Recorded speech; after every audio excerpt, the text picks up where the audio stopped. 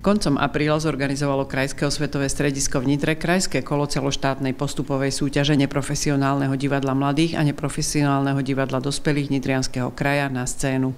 Vyhlasovateľom, hlavným partnerom a odborným garantom podujatia je Národné osvetové centrum. Cieľom podujatia je vyhľadávať a podporovať neprofesionálne divadelné kolektívy a jednotlivcov, pomáhať im získavať nové skúsenosti, dať im možnosť porovnávať sa, prezentovať sa a zároveň prostredníctvom vzdelávacej časti súťaže a prostredníctvom rád poroty zvyšovať ich odbornú a umeleckú úroveň.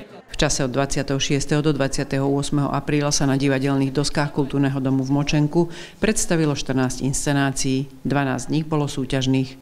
Súbory súťažili v dvoch kategóriách, v kategórii divadla mladých a v kategórii divadla dospelých. Z kategórie mladých môžu najúspešnejší každoročne získať priamy postup na celoštátnu prehliadku FEDIM, ktorá sa koná v Tisovci, a z kategórie dospelých zasa priamy postup na Belopotockého Mikuláš do Liptovského Mikuláša. Program podujatia sa začal v piatok 26. apríla v Krajskom osvetovom stredisku v Nitre workshopom pod názvom Vzorce správania, ktorý popoludní pokračoval v Močenku. Viedli ho členovia občianskeho združenia Tanc v spolupráci s Krajským osvetovým strediskom. V Močenku všetkých privítala organizátorka podujatia Silvia Bartáková z Krajského osvetového strediska. V prvý súťažný deň podporila súťažiacich svojou účasťou aj riaditeľka Krajského osvetového strediska Daniela Gundová. Organizácia tohto ročníka krajskej súťaže Na scénu bola veľmi milá, veselá a potešiteľná, pretože sa nám postupne prihlasovali súbory a v konečnom dôsledku počas piatku, soboty a nedele máme v Močenku 14 divadelných súborov, čo je na náš kraj úžasné číslo. Na všetky predstavenia dohliadala trojčlenná porota pod vedením predsedničky Zuzany Tymčíkovej. Festival odštartoval divadelný súbor Dream zo základnej umeleckej školy Jozefa Rosínskeho v Nitre s hrou Filip Topol a My tí ďalší. Členovia divadelného súboru súťažili v kategórii divadla mladých. Réžia predstavenia sa ujala Marica Šišková. Išlo o inscenáciu venujúcu sa problémom mladých, ktorí často trápi šikana, depresie, neporozumenie si s okolím a sami si nedokážu pomôcť. Inscenáciu veľmi zaujímavo oživila hra na klavír. Hudobník som, hrám na saxofón a ku klavíru som sa dostal tak, že vlastne môj brat chodí na keyboard a doma máme keyboard. Tak som sa naučil hrať na keyboarde a keyboard je taká elektrická verzia klavíra, čiže som sa postupne naučil hrať na klavíri. Nebolo to kvôli tejto hre. A áno, je to vlastne o nás, čo v daných chvíľach prežívame a je to vlastne o tom, ako si mladá generácia nerozumie s tou staršou. Ono to je vlastne niekedy celkom ťažké, pretože my si vlastne svoje pocity musíme tak ako keby odkryť pred ostatnými a tak veľmi otvorene na tých hodinách to hovoríme. A my sme celkom zohratý súbor, že si veríme navzájom, takže to ide celkom po masle niekedy. Ale je ťažké proste odkryť tie emócie pred ostatnými, tak verejne. Ja ich už mám 8 rokov, takže my sme takí, že skôr máme blízky vzťah, veľmi blízky, aj si myslím, že mi dôverujú a že veľa vecí mi hovoria. A všetky tie moje pripomienky, usmernenia v živote berú tak nejak možno priateľnejšie ako od rodičov, lebo majú pocit, že cez tie ťažké témy, ktoré robíme, veľa vecí otvoríme a cítia to porozumenie. Ja nehovorím, že od rodičov majú, ale takú možno spriaznenejšiu dušu a ľahšie sa im o tom hovorí. Mám pocit, že niektoré výpovede boli silné, že išli z nich, o to nám išlo, že aby boli autentickí, aby boli uveriteľní, pretože mnohé tie texty, sú tam ich texty a Filipové texty, Filipa Topola, takže hľadali sme ten prienik, ale niekedy sa to úplne stotožnilo, že oni prijali tie Filipové texty a zároveň vedeli, že keď Filip dokázal v takom ranom mladom veku veľmi otvorene hovoriť o svojich démonoch, o svojich ťažkých pocitoch, tak zrazu im to urobilo taký most a vedeli by cez jeho optiku nazerania na svet vedeli byť otvorení a hovoriť aj o svojich ťažkých démonoch. Druhé piatkové predstavenie bolo takisto z kategórie divadla mladých. Inscenáciu Stroskotanci ponúkol divadelný súbor Dramat Art zo základnej umeleckej školy v Zlatých Moravciach pod režisérskym vedením Lucie Ďuračovej. Táto téma vznikla preto, že dievčatá už v minulosti plánovali niečo napísať a toto vlastne napísali práve na túto súťaž, takže je to ich autorské dielo. No a potom sme makali, aby to naozaj malo aj tú dušu, pretože ten odkaz tejto hry je a má byť veľmi silný. Hra hovorí o predsudkoch, na základe ktorých mnohí posudzujú ostatných ľudí. Dievčatá zvolili pekný príklad dvoch stroskotankyň. Jedna bola Miss, druhá pomocná kuchárka a napriek tomu, že predstavovali spoločensky vzdialených ľudí, v skutočnosti im to ladilo spolu vynikajúco. My sa poznáme vlastne už od 5. ročníka, pôsobíme spolu v kolektíve dramatickom a my sme vlastne aj túto hru tak robili, že chceli sme niečo spolu robiť. Lebo my strašne veľa rokov sa poznáme a doteraz sme spolu nič také nerobili, tak sme si povedali, že chceme niečo spolu robiť a vznikol vlastne aj ten nápad. No mne sa hralo výborne, bola tu dobrá atmosféra, aj skvelých nových ľudí sme spoznali, čiže geniálne to fakt bolo. My sme tak naučení najprv robiť taký dramatický oblúk a keď sme si ho vlastne spravili, išli sme robiť rôzne zápletky a nechceli sme to spraviť úplne prvoplánové, takže sme rozmýšľali čo najviac, že čo tam pridať. Treťou piatkovou hrou bola hra divadla Paradox z Nových Zámkov, Nahy a Naruby, ktorá sa takisto zaradila do kategórie divadla mladých. Trojicu hercov v inscenácii o podstatných otázkach mladých, o fungovaní spoločnosti a ľudí v nej režisérsky viedol Marek Lupták. Je to vlastne plné našich nápadov, my sme sa dali dokopy, ako keby sme si povedali, čo nás trápi a takto a ono sa to ako keby skoro stávalo samo, že niekedy sme si povedali, že dobre, tuto to fakt lepšie vystihne, keď budeme všetci spolu, tuto sa trošku oddelíme od seba, ja si myslím, ale ja teda už sa dlhšie kamarátim s tými dvomi hercami, ja si myslím, že sa nám veľmi dobre spolupracovalo a naozaj som cítila takú dobrú synchronizáciu medzi hercami aj počas skúšok, mám pocit, že takú som ešte nikdy v živote nezažila. Ono je to v podstate aj z našej strany trochu taký, teda z mojej strany hlavne trochu taký experiment, pretože ešte som nepracoval s dielom, ktoré je nedramatické, ktoré nie je klasicky príbehové, ale pracuje iba s nejakými fragmentami, s nejakými symbolmi, obrazmi, s nejakými takými naozaj ukážkami do nejakého nášho vnútra. My sme sa snažili tak trochu sa pýtať samých seba, hlavne hercov som sa pýtal, že čo ich momentálne trápi, čo sú veci, ktoré v súčasnom svete skrátka dospievajúceho alebo mladého dospelého človeka škrú a štvú. A potom sme hľadali nejaký spôsob, ako to stvárniť javisko, symbolicky, nie priamočiaro, nie aj ten text, ktorý tam je, jeho málo a je taký veľmi nekonkrétny, že chceli sme aj pracovať s prvkami nejakého absurdnej dramatiky a naozaj takej dekompozície klasického diela. Čiže takto vznikol ten nápad. Poslednou piatkovou inscenáciou bola hra Little Sister Mestského divadla mladých Divožienky, ktoré pracuje pri Mestskom kultúrnom stredisku v Leviciach. Hra rovnako ako predošle patrila do kategórie divadla mladých a pre potreby súboru ju upravil a režíroval Petr Mesároš. Dej rozpráva o dvoch osirelých sestrách, z ktorých staršia sa prihlásila do reality show. My sme, ani jedna z nás nebola nikdy v reality show, ale presne sme pracovali s tým, že tá reality show vlastne ukazuje všetko, ale je to stále reality show, čiže sú tam nejaké veci domyslené, nejaké veci sú tam pridané.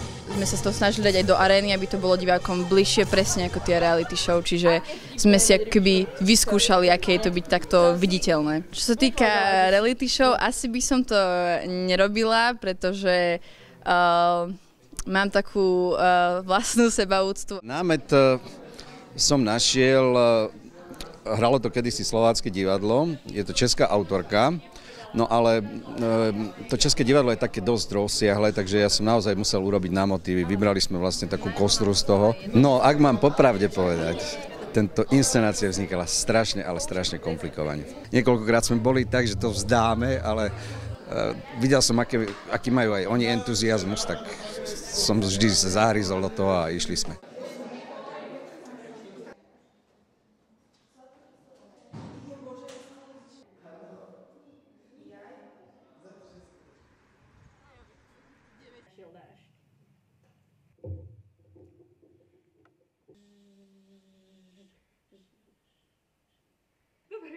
Dobre vie, čo sa stane. Úžasný, tatko. Ja som s tým prišiel, tak som čítal, ponúkol som a babi povedal, že dobre. A tieto historické veci vlastne vychádzajú z tých prostiev Agnes, čo bola reálna postava, ktoré boli zakomponované do také knihy Dobré znamenia. No a potom sme si to vybrali také, že čo je aktuálne pre dnešnú dobu. Sú tam aj naše veci nejaké. Monológ psa, mimozemšťania, takže my sme tam dali aj niečo vlastné. A to taká mozaika takých tých výstrach, že prichádza koniec sveta. Mali sme tú hlavnú dejovú líniu, to bola vlastne podľa tohto seriálu a potom sme tam nejako tie myšlienky o nejakom náboženstve, o nejakom, ako to vlastne celé mohlo začať a my sme vlastne takí kočovní nejakí cirkusanti, ktorí vám to prišli zvestovať evanjelium podľa Agnes o konci sveta. Druhé sobotnejšie predstavenie patrilo opäť do kategórie divadla mladých a volalo sa Najlepšie je dávať doma alebo Kôň zdochol len z pocitu krivdy. Pre súťažný festival si ho pripravil divadelný súbor Šťuch zo základnej umeleckej školy Jozefa Rosinského z Nitry. Vedúcou súboru a zároveň režisérkou je Nikola Janko-Výchová, ktorá spolu s 9 žiakmi pripravila komediálno-satiricko-absurdnú hru s nekonečne dlhým názvom. My sme začali na hodinách čítať poviedky Slavomíra Mrožeka, ktorý vlastne bol poľský dramatik a spisovateľ, ktorý písal hlavne absurdnú drámu a absurdné poviedky. A deckám sa tie príbehy veľmi páčili, tak sme vlastne z celej tej knižky vybrali tie, ktoré sa nám najviac páčili a potom sme hľadali na javisku, ako by to fungovalo. Rozhodli sme sa tú absurditu tam podporiť trošku takým trápnom a štilizovaným herectvom a myslím si, že dnes mi to vyšlo veľmi dobre, takže teším sa. Bolo to na niektorých hodinách aj vtipné, na niektorých hodinách ťažké, na niektorých hodinách sme pomaly plakali, ale nakoniec to vyšlo veľmi dobre, si myslím teda.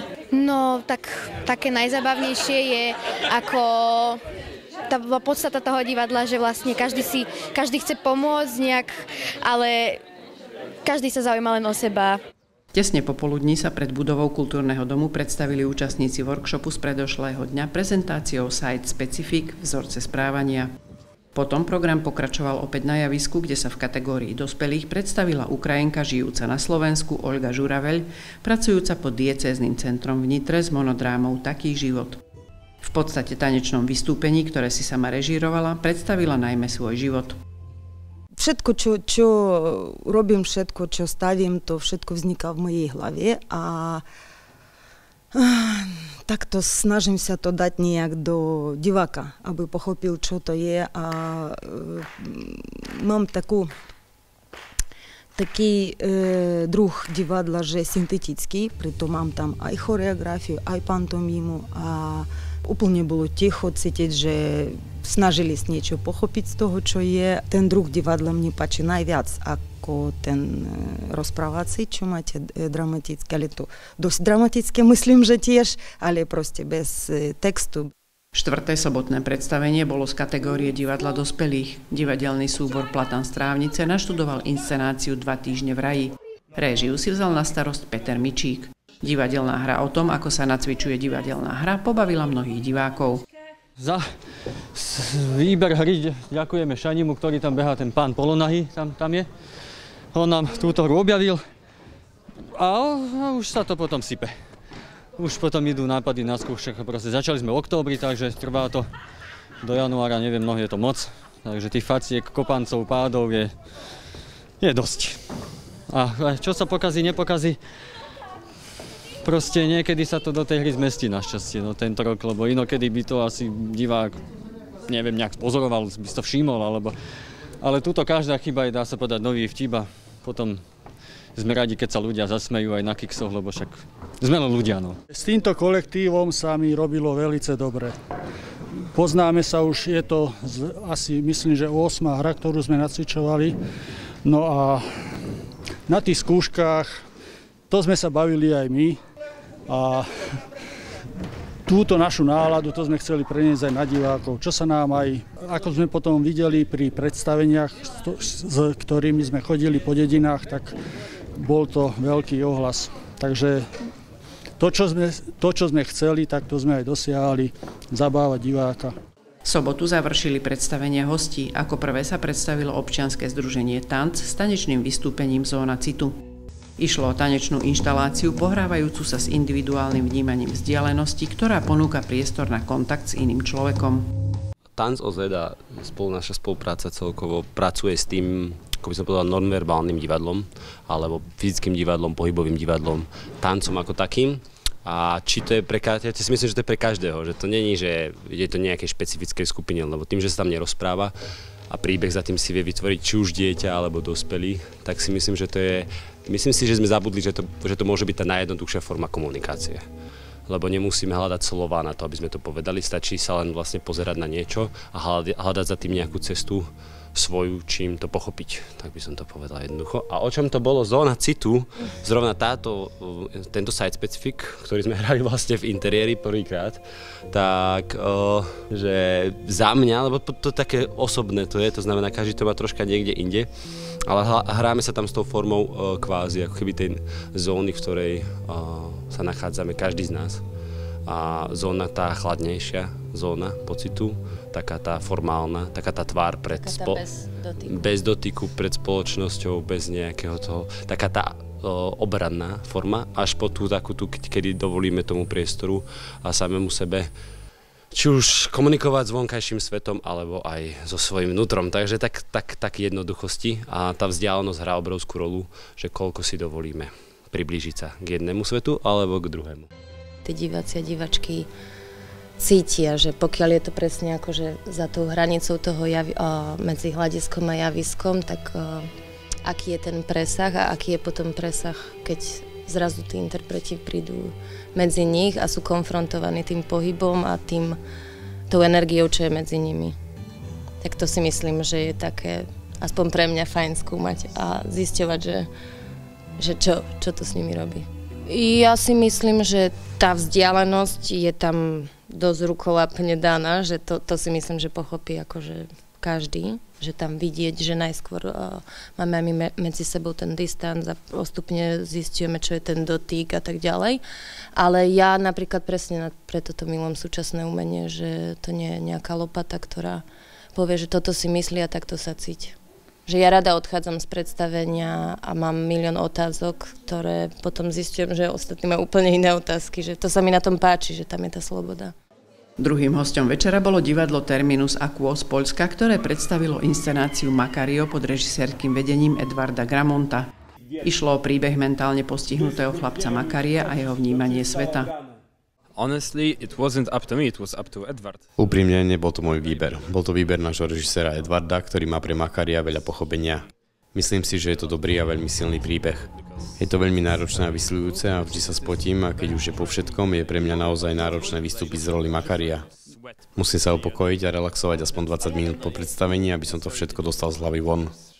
Get out of the role and just cool down. I need to relax for like at least 20 minutes after the show to just let it out of my brain.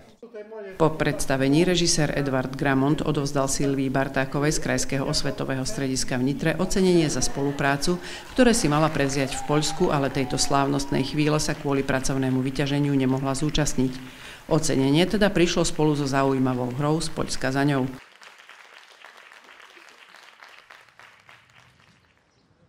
Posledný deň súťažného festivalu, nedeľa 28. apríl, sa začal divadlom mladých. Hru Jarné prebudenie s podtitulom Pieseň fialového leta zahral divadelný súbor Jarné prebudenie zo základnej umeleckej školy Jozefa Rosinského v Nitre. Režisérskej taktovky sa ujala Nikola Jankovýchová a spoločne s hercami si upravili rovnomenný klasický námet z roku 1890. Ide v ňom o problémy dospievajúcich, o ktorých si starší myslia, že iba preháňajú. Hru sprevádzala živá hudba, ktorá dotvárala fantastickú atmosféru. Bola to pekná skúsenosť si zahrať. Máme scenár, väčšinou gitarista bol taký hlavne, že na neho som sa pozeral, keďže ja som bol iba také zátišie, to nazvem tak, že občas som odpočítal, občas nie. A podľa scenáru sme sa samozrejme riadili. Mali sme aspoň nejaké tie skratky napísané, že kedy ide kto, kedy máme nastúpiť. Som sa musel učiť tie repliky, scenár a teda tá téma. Bola to výzva a ako som rád, že som tu mohol hrať, že som mohol takýto príbeh povedať. S kapelou sme začali pracovať až neskôr. Najprv sme teda nahodili tie herecké veci, dramatické veci, dramaturgické. A až potom sme mali pár skúšok s kapelou a to nebolo až také ťažké, teda kapely, to sú profíci. Ja som úplne náhodne sa dostala po tú inscenáciu a videla som vlastne spracovanie v televízii. A tak som si tú inscenáciu prečítala, veľmi ma to zaujalo a vybrala som teda nejaké deti, ktoré by sa typovo hodili do tej inscenácie. Zavolala som ich na takú čítačku, kde sme si to predstavili, ukázali a deckám sa to strašne páčilo a presne sa im to zdalo také, že je to veľmi blízke, veľmi aktuálne, hoci teda ten text už má nejakých 130 rokov. Tak sme sa rozhodli na tom pracovať, hľadať si postavy, charaktery, ako to uchopiť a spravili sme takú trošku, voláme to, že koncertnú verziu toho predstavenia, aby to nebola taká klasická činohra a konverzačka, ale aby to bolo trošku také modernejšie oproti tomu textu, aby teda, lebo ten text tým, že je starší, tak aby to bolo trošku také modernejšie v tom prevedení. Hudobníci sú moji kolegovia dvaja a jeden je vlastne žiak našej Zušky, takže tých sme tiež prizvali teda k tomu, aby to hudobne aranžovali. Druhým nedeľným predstavením bola inscenácia Tanec nad plačom v podaní divadelného súboru Modrý pondelok z Vrábel. Divadlo z kategórie divadla dospelých režíne zastrešil Štefan Foltán a naštudoval s herečkami hru na motívy rovnomenného diela Petra Zvona o porovnaní historického a súčasného sveta. Sme kolegyne, pracujeme spolu na jednej základnej škole, takže sa stretávame každý deň.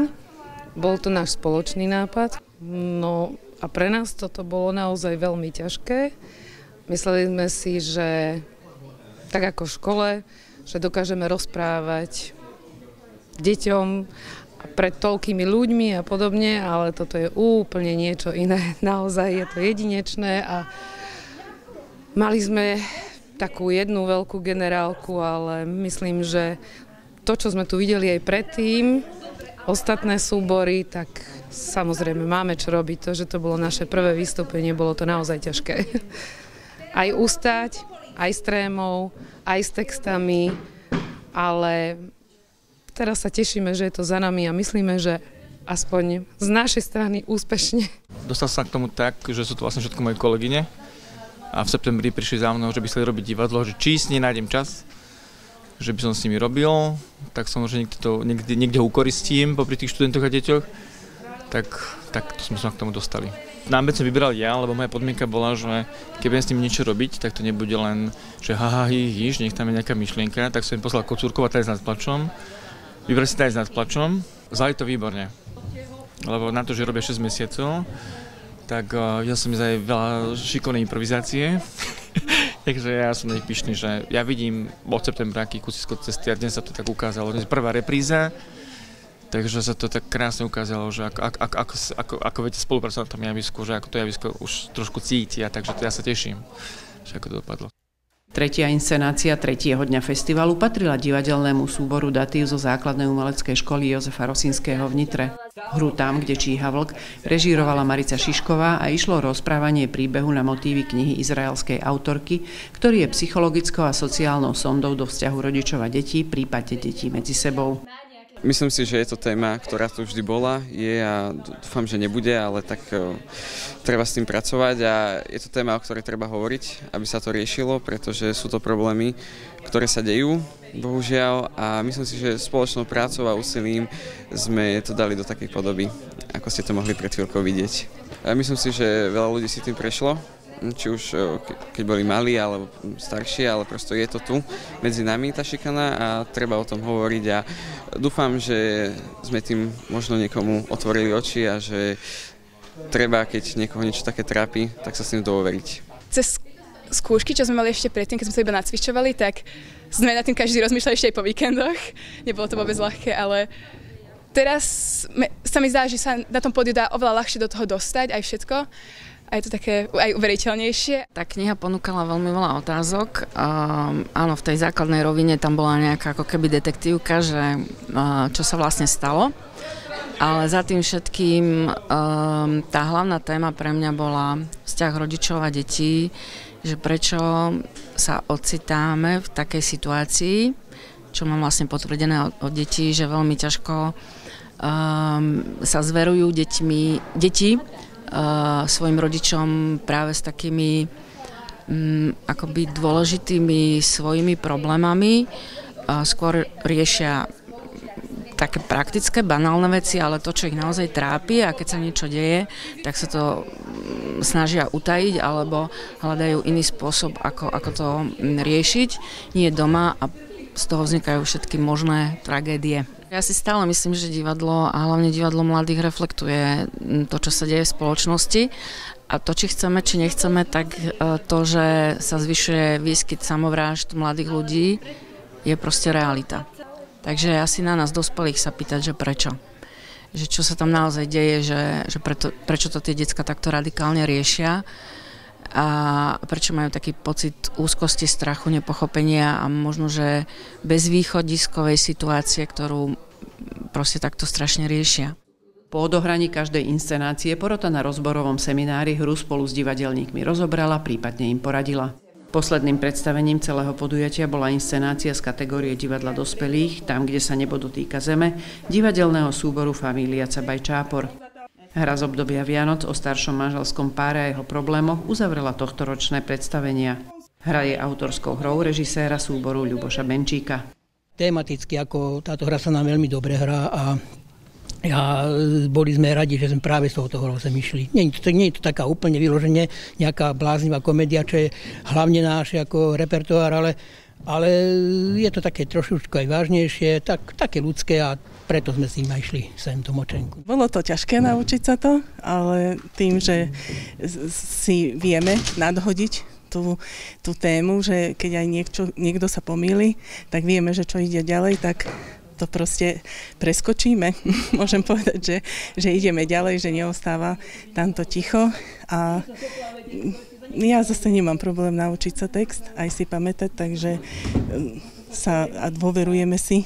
To je taká hra, že si dôverujeme, my sme vlastne najdlhšie asi s pánom Benčíkom spolu ako v divadle, takže máme už od decka, ja ho poznám, takže máme tú dôveru k sebe a vieme, čo od seba môžeme očakávať. Takže sa mi to hralo dobre. Po rozborovom seminári poslednej inscenácie sa porota odobrala rokovať o víťazoch jednotlivých kategórií a zvukár podujatia zatiaľ mladým divadelníkom skrátil čakanie na vyhlásenie výsledkov malou diskotékou. Výsledky vyhlásila porota spolu s organizátorkou podujatia Silviou Bartákovou z Krajského svetového strediska v Nitre.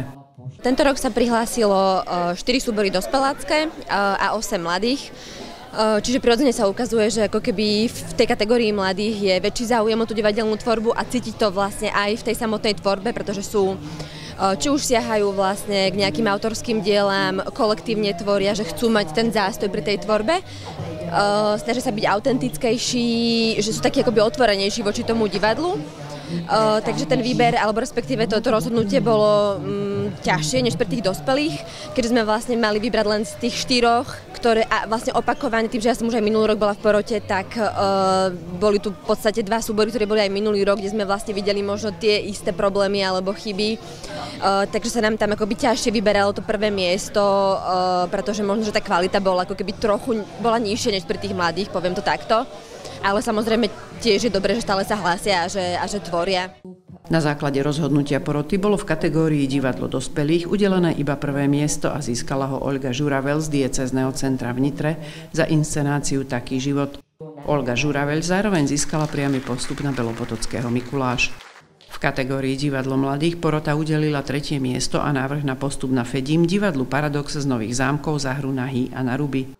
2. miesto a návrh na postup na Fedim porota udelila Mestskému divadlu Mladých divožienky z Levíc za hru Little Sister. 1. miesto a priamy postup na Fedim získal divadelný súbor Jarné prebudenie zo základnej umeleckej školy Jozefa Rosinského v Nitre za inscenáciu Jarné prebudenie alebo pieseň Fialového leta. Ja sa veľmi teším, lebo sme na tej inscenácii veľmi poctivo pracovali, takže teším sa hlavne za decká, že si to zaslúžia. A ideme na tom pracovať ďalej, aby sme sa ešte zlepšili, aby sme to ešte posunuli a uvidíme na celoštátnom kole, ako sa nám zadarí. Držte nám palce. Krajská prehliadka na scénu už tradične naozaj patrí do obce Močenok a sme veľmi radi, že opäť sme mohli 3 dní stráviť v obci a za účasti naozaj veľmi bohatej, lebo prišlo 12 súťažných predstavení v 2 kategóriách, a to v kategórii divadla mladých a v kategórii divadla dospelých. Tento rok sme mali aj 2 hostí, ktorí prijali pozvanie na krajskú súťaž na scénu a boli nimi tanečné zoskupenie Tanc OZ, ktorí sa predstavili so svojím site-specific Zóna citu. A bol to divadelný súbor Terminus Quo, ktoré sa veľmi tešili, naozaj veľmi radi chodia do Močenku a predstavili sa svojou inscenáciou Macario. Súťažné predstavenia boli veľmi rôznorodé a to je vynikajúce pre takúto súťaž, lebo sme mali možnosť vidieť aj ťažké témy, aj náročné kompozície, aj rôzne formáty divadla mladých a divadla dospelých. Mali sme možnosť vidieť aj tradičné ochotnícke divadelné predstavenia v kategórii divadla dospelých. Takže myslím, že porota mala celkom náročnú prácu a som veľmi rada, ako vybrali, ako rozhodli, ako udelili jednotlivé miesta. A na celoštátne prehliadky naozaj má možnosť postúpiť v kategórii divadla mladých nielen víťaz, ale aj 2 návrhy a rovnako v kategórii divadla dospelých 1 prvé miesto. Takže ja som rada a ďakujem za túto prehliadku.